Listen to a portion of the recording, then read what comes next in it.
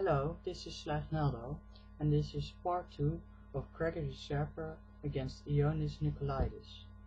The game here continued with bishop b5, attacking the queen and pinning it to the king, so black has to take. The white now gives up this bishop, but gets a rook instead, because after a takes b, queen is attacked, and if the queen tries to go back, it's attacked again by c6, so that doesn't work. So it has to take b5. Now the rook can take on e8, attacking the bishop and getting a pin on the king. Also, it's attacking along the last rank and eventually will attack the king. The queen goes back to c6, attacking the rook. And now white will defend this rook with rook a1. Now the bishop can be blocked in by the move f4, but this isn't very interesting for white, because he now should attack, and he's now getting his rook with rook a1, supporting the attack by going to a7. So after f4, rook a7, and taking the bishop now would be a big blunder because of queen d5. And now white threatens to go to f7 and mate the black king, and if black tries to prevent it by taking the queen, the rook can take on c8, mating. So after rook a7, knight d7 was played, and now there comes a sack from white, rook c8. This is a very strong sack, because now the queen can come and join the attack. After queen takes, queen d5, and the bishop, which wasn't worth very much, now is taken by black. And now queen e6, winning the knight. Though I think knight e4 now would be a strong move. Getting the knight to join the attack would have been better, but how white finishes now isn't bad either, because now rook takes d7,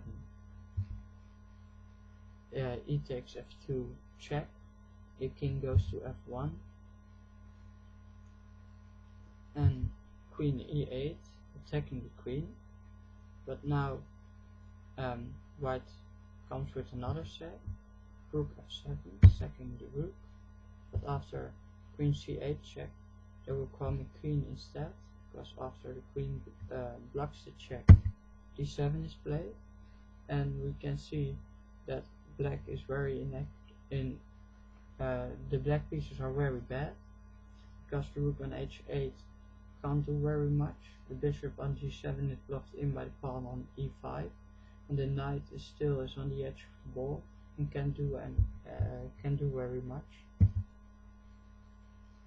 The king goes to f7. Well, black here hasn't very much choice, because it has to take the queen on c8, but if it does, then the pawn takes and there will be a new queen, or it can go away, but then the queen on e8 will be taken by the pawn on d7, which will happen now, and the rook takes. Now black hopes to get some counterplay by getting his rook more active, but after queen b7 check, the rook comes in between with rook e7.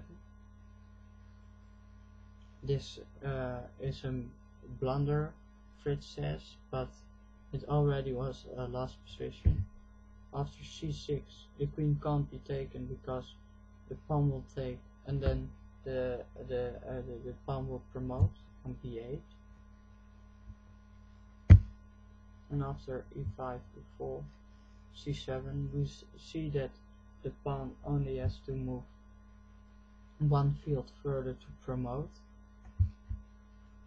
e4, queen d5, getting out of the pin, king f6, queen d6 check, going back to f7, queen d5, king f6, queen d6, and now white decides he doesn't want to draw after king f7, so he's sacking his last piece